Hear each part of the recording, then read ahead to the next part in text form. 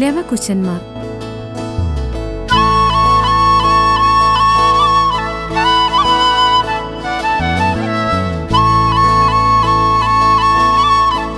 അയോധ്യാധിപതി ശ്രീരാമചന്ദ്രന്റെയും സീതാദേവിയുടെയും ഇരട്ട പുത്രന്മാരായിരുന്നു ലവനും കുശനും.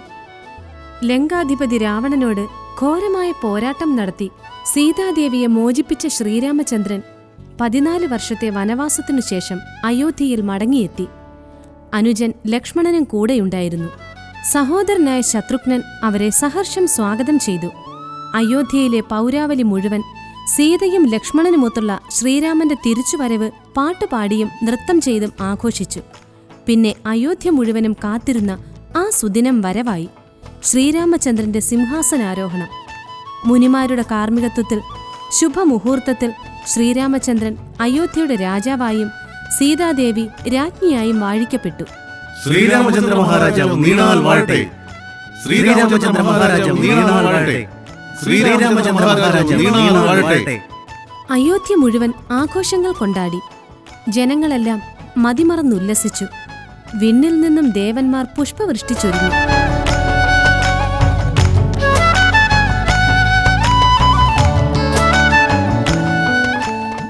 അതേസമയം അയോധ്യാവാസികളിൽ കുറച്ചുപേർ സീതാദേവിയുടെ ചാരിത്രശുദ്ധിയിൽ സംശയം പുലർത്തി.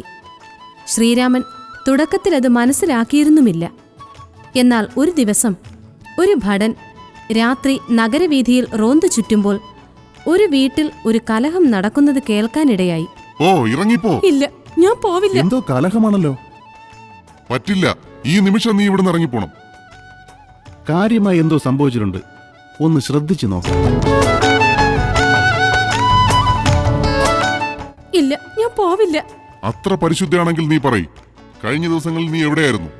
കാട്ടിൽ വഴിതെറ്റിയ എന്നെ ഒരു മാന്യനായ മനുഷ്യൻ അയാളുടെ വീട്ടിലേക്ക് കൊണ്ടുപോയി. അദ്ദേഹമാണ് എന്നെ ഇവിടെ എത്തിച്ചത്. നീ പറയുന്നത് അതേപടി ഞാനങ്ങ് വിശ്വസിക്കുന്നു കരുതിയോ? ഇത്രനാൾ രാവണന്റെ കൊട്ടാരത്തിൽ കഴിഞ്ഞ സീത പരിശുദ്ധയാണെന്ന് വിശ്വസിച്ച ശ്രീരാമചന്ദ്രനെ പോലൊരു വിഡ്ഢിയല്ല ഞാൻ.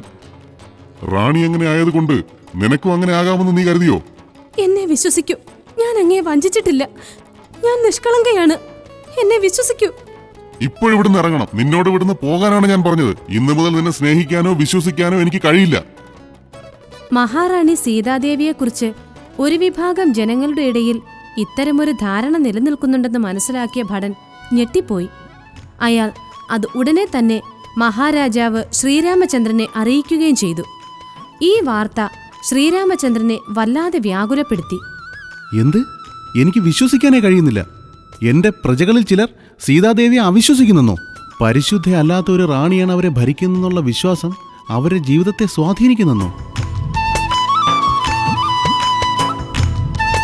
ഒരുപാട് നേരത്തെ ചിന്തകൾക്കൊടുവിൽ സീതാദേവിയെ ഉപേക്ഷിക്കാൻ ശ്രീരാമചന്ദ്രൻ തീരുമാനിച്ചു.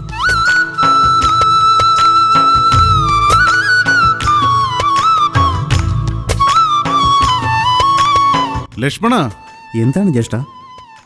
സീതയെ ഒരു രഥത്തിൽ കയറ്റി കാട്ടിലേക്ക് കൊണ്ടുപോവുക.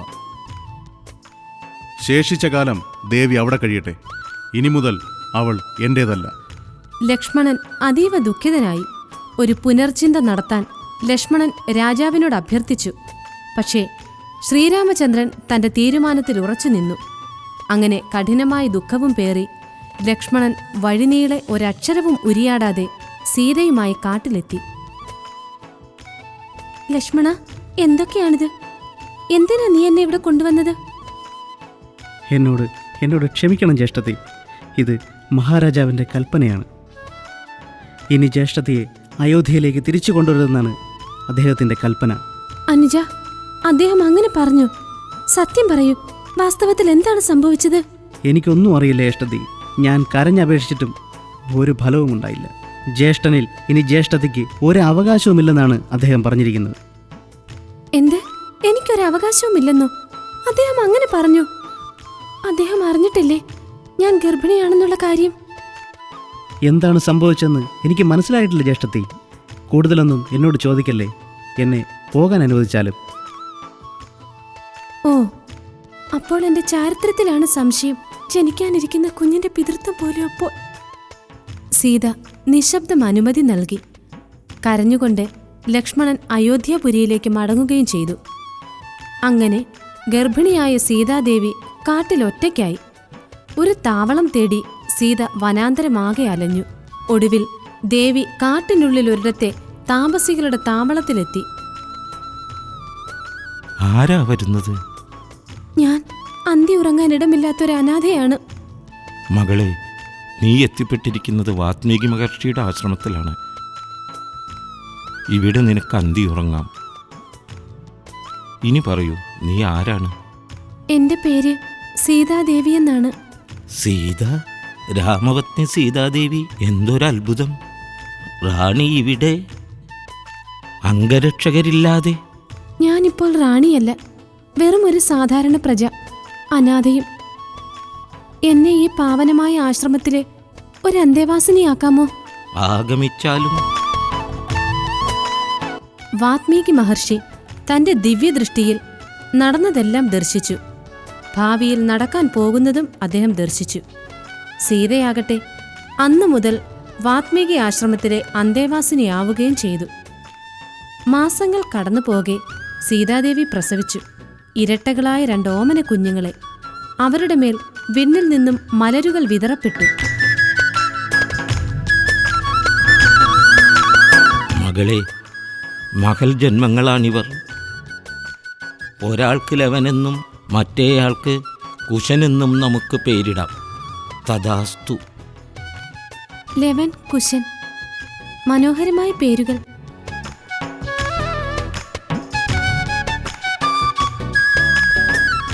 വർഷങ്ങൾ കടന്നുപോയി. ലവനും കുശനും വലിയ കുട്ടികളായി. വാൽമീകി മഹർഷി അവർക്ക് വൈജ്ഞാനികമായ സകല അറിവുകളും പകർന്നു കൊടുത്തു. അതിനുശേഷം ആയുധകലകൾ അഭ്യസിപ്പിച്ചു. അവർ അസാമാന്യ പോരാളികളായി മാറുകയും ചെയ്തു. അതേസമയം അയോധ്യയിൽ ശ്രീരാമചന്ദ്രൻ രാജഭരണം തുടരുകയായിരുന്നു. സീത പ്രസവിച്ചുവെന്നോ തന്റെ 2 പുത്രന്മാർ മികച്ച പോരാളികളും വൈജ്ഞാനികളുമായി വനാന്തരത്തിൽ വളരുന്നുവെന്നോ അദ്ദേഹം അറിഞ്ഞില്ല. പക്ഷേ ഈ കാലമത്രയും അദ്ദേഹം തന്റെ പ്രിയ പത്നി സീതയെക്കുറിച്ചോർത്ത് വേദനിച്ചു. സീത, എൻ്റെ സീത, യാതൊരു സംശയവുമില്ല, ഞാനൊരു കുറ്റവാളി തന്നെയാണ്.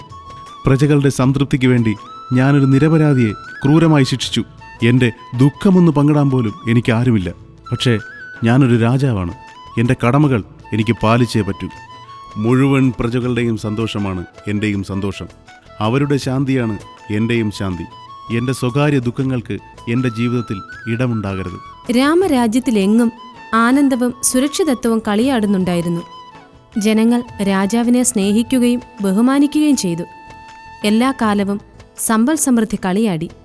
അങ്ങനെ 15 വർഷങ്ങൾ കടന്നുപോയി. ലവനും കുശനും മിടുക്കന്മാരായ കുമാരന്മാരായി. ഒരിക്കൽ ശ്രീരാമചന്ദ്രൻ അഗസ്ത്യമുനിയെ സന്ദർശിച്ചു. മഹർഷേ, പ്രണാമം. ഞാൻ രാവണനെ വധിച്ച് സീതയെ തിരിച്ചു കൊണ്ടുവന്നു. പക്ഷേ അയാളൊരു ബ്രാഹ്മണനായിരുന്നു. എത്ര സതുദ്ദേശത്തോടു കൂടിയുള്ള പ്രവൃത്തിയായിരുന്നാലും ബ്രാഹ്മണ ഹത്യ ചെയ്ത ഒരു പാപിയല്ലേ ഞാൻ. ആ പാപത്തിൽ നിന്ന് മോചിതനാവാനും ഒരു മഹാസാമ്രാജ്യം ഭരിക്കാനും വേണ്ടി ഞാൻ ഇനി എന്തു ചെയ്യണമെന്ന് പറഞ്ഞു തന്നാലും. ശരി, ഒരു വൈശാഖ പൗർണമി നാളിൽ ഒരു വെളുത്ത കുതിരയെ പൂജിച്ചെഴുന്നള്ളിക്കൂ. ആ കുതിരയുടെ ശിരസിൽ അങ്ങയുടെ എല്ലാ വിവരങ്ങളും അടങ്ങിയ ഒരു ലിഖിതം കെട്ടിയിരിക്കണം. അതിൻ്റെ പിന്നാലെ അങ്ങയുടെ സൈന്യവും പോകണം. ഏതെങ്കിലും രാജാവ് കുതിരയെ പിടിച്ചു കെട്ടിയാൽ അങ്ങയുടെ സൈന്യം ആ രാജാവിനെ യുദ്ധം ചെയ്തു തോൽപ്പിക്കണം. അങ്ങനെ 4 ദിക്കുകളിലുമുള്ള അയൽ രാജ്യങ്ങൾ ചുറ്റിക്കറങ്ങി അശ്വം തിരിച്ചു വന്നാൽ ആ അശ്വത്തെ വധിച്ച് അശ്വമേധയാഗം നടത്തണം. ആ യാഗം നടത്തിക്കഴിഞ്ഞാൽ അങ്ങയുടെ പാപങ്ങൾ ഇല്ലാതാവുകയും അങ്ങേക്ക് ചക്രവർത്തിയായി വാഴാൻ കഴിയുകയും ചെയ്യും. ഇപ്പോൾ തന്നെ അതിനുവേണ്ട ഏർപ്പാടുകൾ ചെയ്താലും രാജൻ. നന്ദി മഹർഷേ, ഞാൻ സംതൃപ്തനായി. എല്ലാം അങ്ങ് പറഞ്ഞതുപോലെ തന്നെ ചെയ്തുകൊള്ളാം. ശ്രീരാമചന്ദ്രൻ തുടർന്ന് അശ്വമേധയാഗം നടത്തി.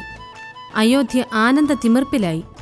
യാഗവേളയിൽ രാജ്ഞിയുടെ സ്ഥാനത്ത് സീതാദേവിയുടെ സ്വർണ്ണ പ്രതിമ വെച്ചിരുന്നു. യാഗം കഴിഞ്ഞ് അടുത്ത ശുഭമുഹൂർത്തത്തിൽ തന്നെ അഗസ്ത്യമുനി നിർദ്ദേശിച്ചതുപോലെ ഒരു വെളുത്ത കുതിരയെ തനിയെ അഴിച്ചുവിട്ടു. ശത്രുഘ്ന, ഞാൻ ആജ്ഞാപിക്കുന്നു, നീ നിന്റെ സൈന്യത്തെയും കൊണ്ട് ഈ കുതിരയുടെ പിന്നാലെ പോവുക.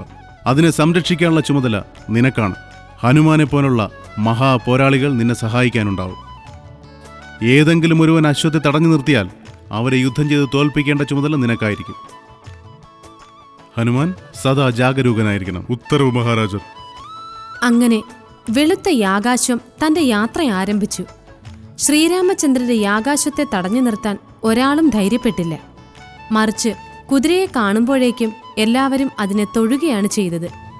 അതിനർത്ഥം എല്ലാവരും ശ്രീരാമചന്ദ്രന്റെ സർവാധിപത്യത്തെ അംഗീകരിച്ചു എന്നായിരുന്നു.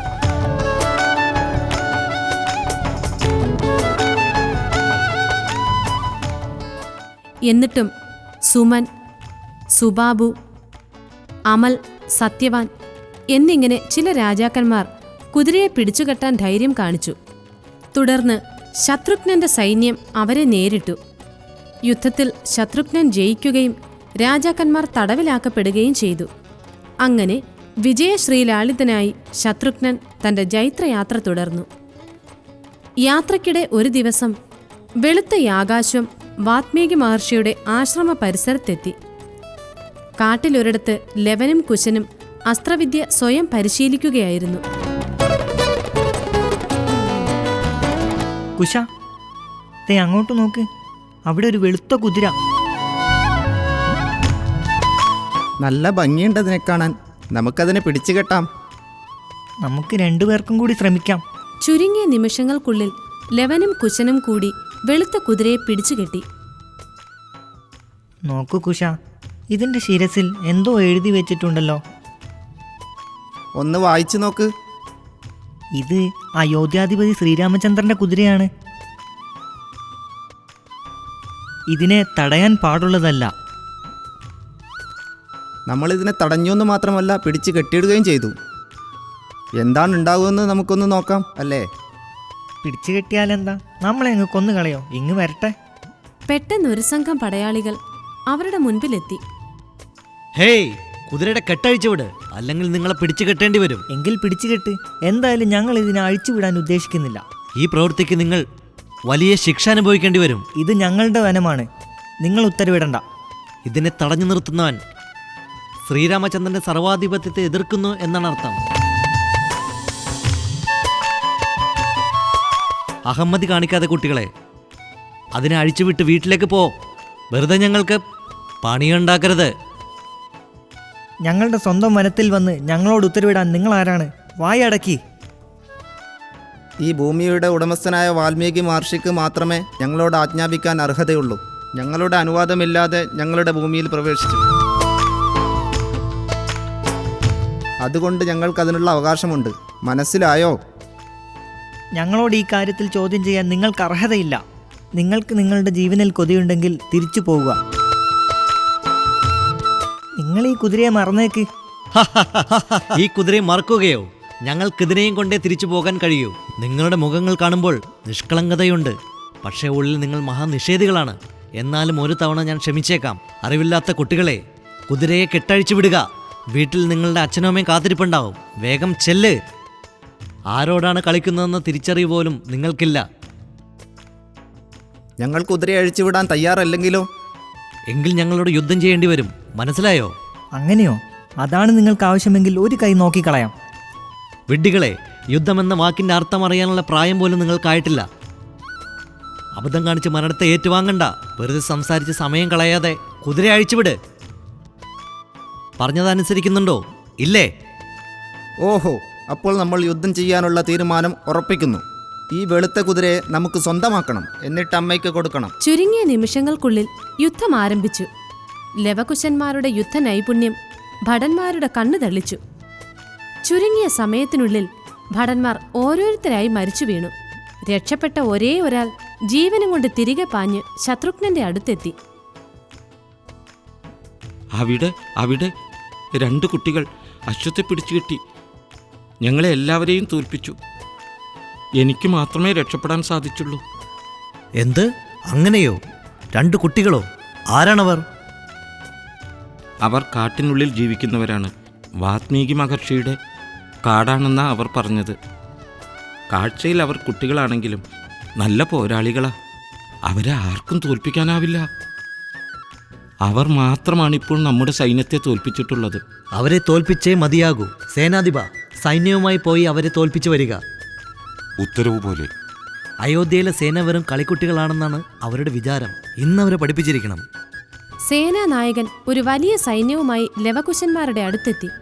വിവിധ ആയുധങ്ങൾ ധരിച്ച വമ്പൻ സേനയെ വെറും അസ്ത്രങ്ങൾ കൊണ്ട് ലവനും കുശനും നേരിട്ടു. നിമിഷ നേരങ്ങൾക്കുള്ളിൽ സേനാനായകൻ അമ്പേറ്റു മരിച്ചു.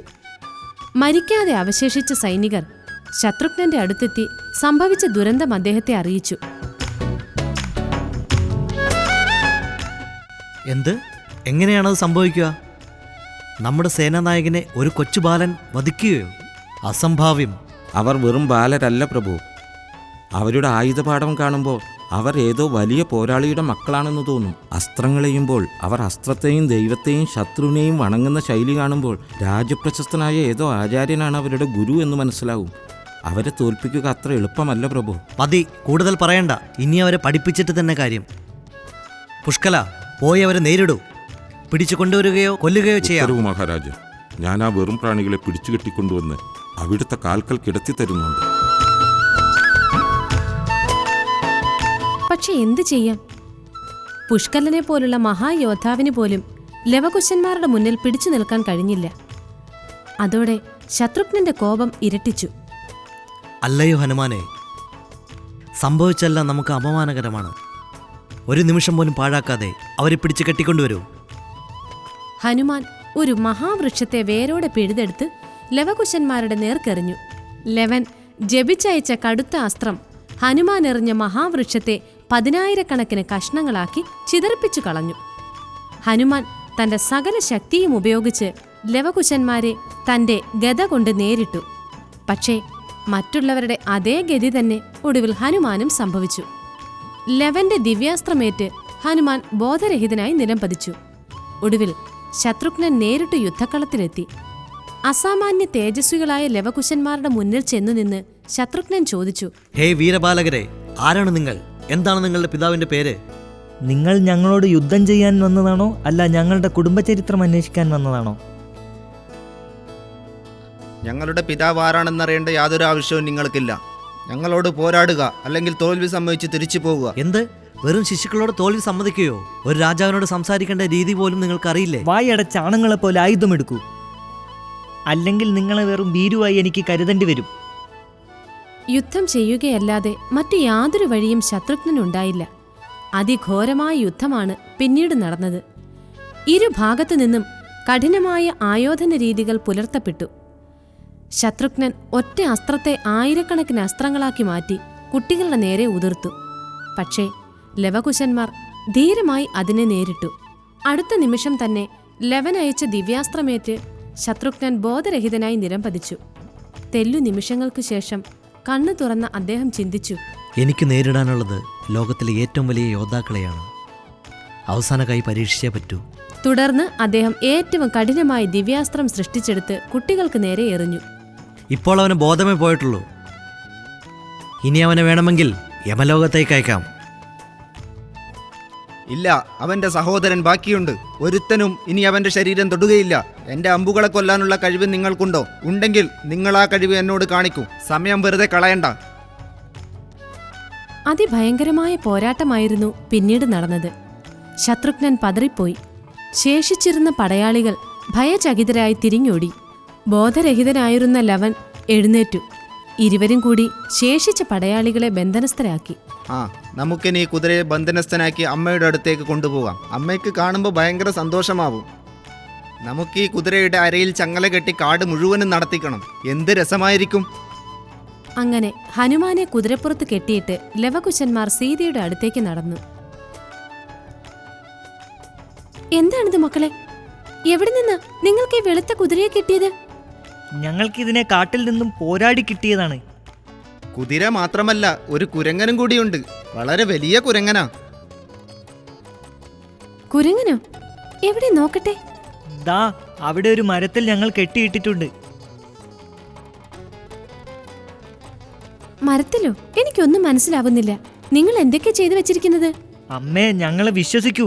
ഞങ്ങൾ ഈ കുതിരയെയും കുരങ്ങനെയും യുദ്ധം ചെയ്ത് നേടിയതാണ്. ഒരു വലിയ സൈന്യനിര തന്നെ ഉണ്ടായിരുന്നു. പക്ഷേ ഞങ്ങൾ എല്ലാവരെയും തോൽപ്പിച്ചു കളഞ്ഞു. കുറേ പേർ വധിക്കപ്പെട്ടു. നിങ്ങൾ ചെയ്തത് വലിയ തെറ്റാണ്. മറ്റു മനുഷ്യരെ കൊല്ലാൻ നമ്മൾക്കാർക്കും അവകാശമില്ല. എന്താ മകളെ ഇത്? നീ എന്തിനാ അവരെ ശകാരിക്കുന്നത്? മഹർഷേ, ഇവരെന്താ ചെയ്തു വെച്ചിരിക്കുന്നേ നോക്കൂ. ഒരു കുതിരയെ പിടിച്ചു കെട്ടിക്കൊണ്ട് വന്നു. ഒരു കുരങ്ങനെ മരത്തിൽ കെട്ടിയിട്ടുമുണ്ടെന്ന്. വാത്മീകി മഹർഷി സാഗൂതം കുതിരയെ നോക്കി. പിന്നെ വാത്സല്യപൂർവം അതിനെ തഴുകി. അതിനുശേഷം തന്റെ ദിവ്യദൃഷ്ടിയിൽ സംഭവിച്ചതെന്തെല്ലാമാണെന്ന് കണ്ടറിഞ്ഞു. ശ്രദ്ധിച്ചു കേൾക്കൂ മക്കൾ. പറഞ്ഞാലും മഹർഷേ, എവിടെയാണ് ആ കുരങ്ങനുള്ളത്? അവനെ ഞങ്ങളൊരു മരത്തിൽ കെട്ടിയിട്ടിട്ടുണ്ട്. സീത, നീ ആ കുരങ്ങനെ പോയൊന്നു നോക്കൂ. അതിനു മാത്രം അസാധാരണമായി അവനിൽ എന്തുണ്ട് മഹർഷേ? അവൻ്റെ പ്രത്യേകത എന്താണെന്ന് നിനക്ക് കണ്ടാലറിയാം. മക്കളെ, പോയി ആ കുരങ്ങനെ പിടിച്ചുകൊണ്ടുവരൂ. വാത്മീകിയുടെ നിർദ്ദേശമനുസരിച്ച് ലവകുശന്മാർ ഹനുമാനെ നടത്തിക്കൊണ്ടുവന്നു. സീതയും ഹനുമാനും അന്തം വിട്ടു പരസ്പരം നോക്കി.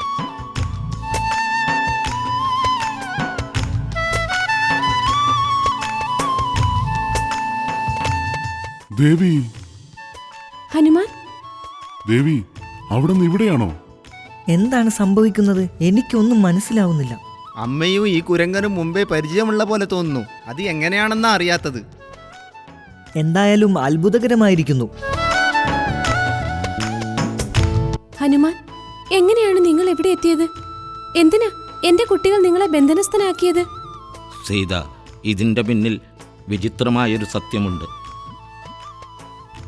ശത്രുഘ്നനാണ് ഹനുമാനെ ഇവരെ വധിക്കാൻ അയച്ചത്. ശത്രുഘ്നനോ? എന്താണ് അവിടുന്ന് പറയുന്നത്? എനിക്കൊന്നും മനസ്സിലാവുന്നില്ല. അതെ, മഹാരാജാവ് രാമൻ പറഞ്ഞാൽ ശത്രുഘ്നൻ അനുസരിക്കില്ലേ? സീത, ഒടുവിൽ ആ സമയം വന്നു ചേർന്നിരിക്കുന്നു. ഇതുവരെ ഞാനതിന് കാത്തിരിക്കുകയായിരുന്നു.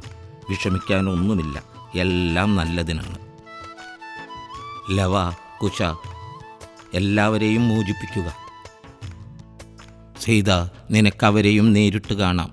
വാത്മീകിയുടെ ഉത്തരവ് നിഷേധിക്കാനാവില്ലല്ലോ. ഒരക്ഷരം ഉരിയാടാതെ ലവനും കുശനും സകലരെയും മോചിപ്പിച്ചു. അവർക്കൊന്നും മനസ്സിലായില്ല. എല്ലാവരും ജീവനും കൊണ്ട് അയോധ്യയിലേക്ക് തിരിച്ചു. തുടർന്ന് വാത്മീകി മന്ത്രജലം ധ്യാനിച്ചെടുത്ത് മരിച്ച ഭടന്മാരുടെ ശരീരത്തിൽ തളിച്ചു. അവരെല്ലാം ജീവനോടെ എഴുന്നേറ്റു. ബഹുമാന്യ മഹർഷേ, അങ്ങനെ ഭടന്മാരുടെ ജീവൻ തിരിച്ചു തന്നു. ഇനി ഞാൻ അവരെയും കൊണ്ട് അയോധ്യയിലേക്ക് പോയിക്കോട്ടെ. അവിടെ ചെന്ന് അശ്വമേധയാഗം നടത്തിക്കൊള്ളാൻ ജ്യേഷ്ഠനോട് പറയാം. ശത്രുഘ്ന, പ്രസന്നമാനസനായി തിരിച്ചുപോയി യാഗകർമ്മങ്ങൾ സമംഗളം നടത്തുക. ഈശ്വരൻ അനുഗ്രഹിക്കട്ടെ. അങ്ങനെയാകട്ടെ മഹർഷേ, അനുഗ്രഹിച്ചാലും. പോകാം, ഞങ്ങളും കൂടി അങ്ങയുടെ കൂടെ വരുന്നുണ്ട്. ശത്രുഘ്നൻ തന്റെ ഭടന്മാരോടും ഹനുമാനോടും വാത്മീകി, ലവൻ, കുശൻ എന്നിവരോടും കൂടി അയോധ്യയിലേക്ക് യാത്രയായി. വിജയശ്രീലാളിതനായി തിരിച്ചെത്തിയ വെള്ളക്കുതിരയെ കൊട്ടാരവും പ്രജകളും ആഹ്ലാദപൂർവ്വം വരവേറ്റു. തുടർന്ന് അശ്വമേധയാഗം നടത്തപ്പെട്ടു. വിദൂര പ്രദേശങ്ങളിൽ നിന്നു പോലും മുനിമാരും പൗരമുഖ്യരും അയൽ രാജാക്കന്മാരുമെല്ലാം ചടങ്ങിൽ പങ്കെടുക്കുവാൻ അയോധ്യയിലെത്തി. വാത്മീകിയും ലവകുശന്മാരും സഹർഷം എല്ലാറ്റിനും സാക്ഷികളായി. മഹർഷേ, അങ്ങയുടെ കൂടെയുള്ള ഈ കുട്ടികൾ ആരാണ്? ലവൻ, കുശൻ, ഇവരാണ് ആ പോരാളികൾ. അങ്ങനെയോ? തികച്ചും അത്ഭുതകരമായിരിക്കുന്നല്ലോ.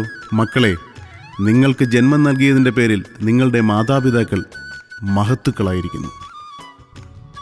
രാമ, ഞാനെഴുതിയ രാമായണം സമ്പൂർണമായും ഇവർ മനഃപ്പാടമാക്കിയിട്ടുണ്ട്. ഓഹോ, രാജസദസ്സിൽ അത് അവതരിപ്പിക്കാൻ അവസരമൊരുക്കി കൊടുത്താലും. ഓ, അതിനെന്താ? ശത്രുഘ്ന, രാജസദസ് വേഗം വിളിച്ചുകൂട്ടു. സന്തോഷം. ലവാകുശ, ഞാൻ വർഷങ്ങളായി കാത്തിരുന്ന സന്ദർഭമാണിത്. മഹാരാജാവേ, അങ്ങ് നിർബന്ധമായും അത് കേട്ടിരിക്കണം. അങ്ങയുടെ ഇഷ്ടം പോലെ. കുട്ടികളെ കൂട്ടി അങ്ങ് സദസ്സിലേക്ക് ആഗതനായാലും മഹർഷേ. അങ്ങനെയാകട്ടെ രാജൻ, അങ്ങവിടെ സന്നിഹിതനായാലും. ഈ കഥ അങ്ങ് കേൾക്കാനായി രചിച്ചതാണ്.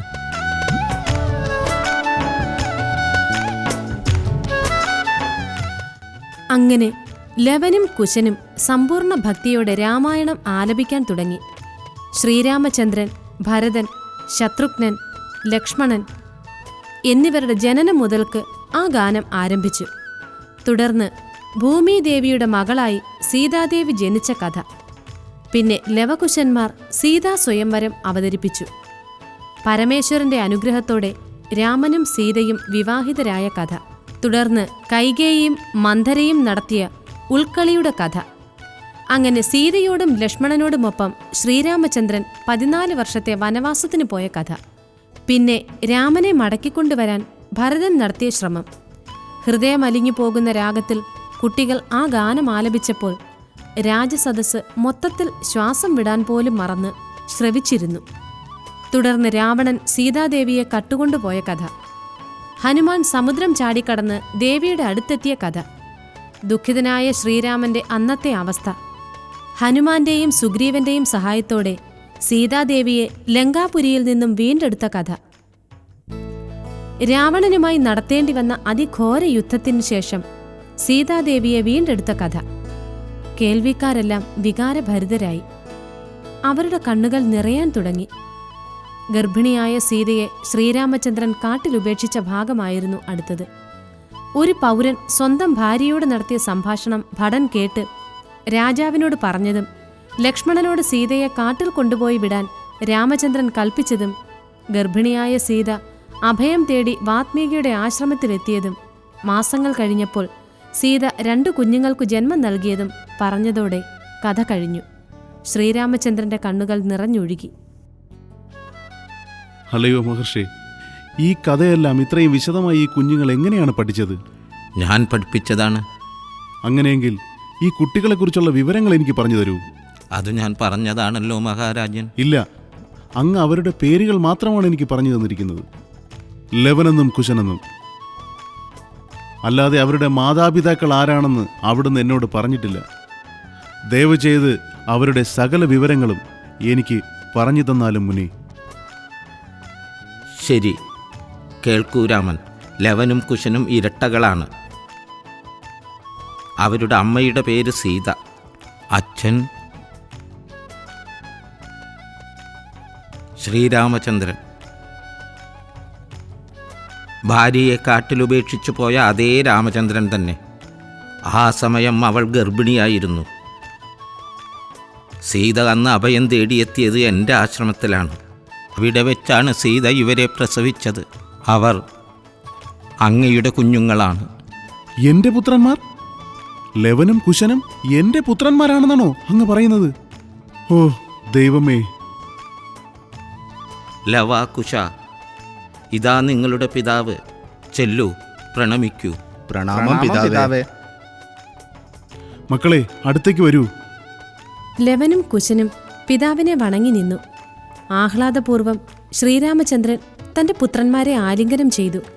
രാജസദസ് മുഴുവനും സന്തോഷത്തോടെ നോക്കി നിന്നു. അസാമാന്യ സംതൃപ്തിയോടെ വാത്മീകി എല്ലാറ്റിനും സാക്ഷിയായി നിന്നു. രാമ, സീത പതിവ്രതയായിരുന്നു. ഇപ്പോഴും അവൾ ആ പാതിവ്രത്യം നിലനിർത്തുന്നു. അവളെ ഉപേക്ഷിച്ചത് അനീതിയായിപ്പോയി. അങ്ങ് പറഞ്ഞത് ശരിയാണ് മഹർഷേ. ഞാൻ അവളോട് മഹാ അപരാധമാണ് കാണിച്ചത്. എനിക്കതിന് പ്രായശ്ചിത്തം ചെയ്യണം. ഞാൻ ചെന്ന് ദേവിയെ ഇങ്ങോട്ട് കൂട്ടിക്കൊണ്ടുവരും. അങ്ങേക്ക് അങ്ങയുടെ താൽപ്പര്യമനുസരിച്ച് പ്രവർത്തിക്കാം.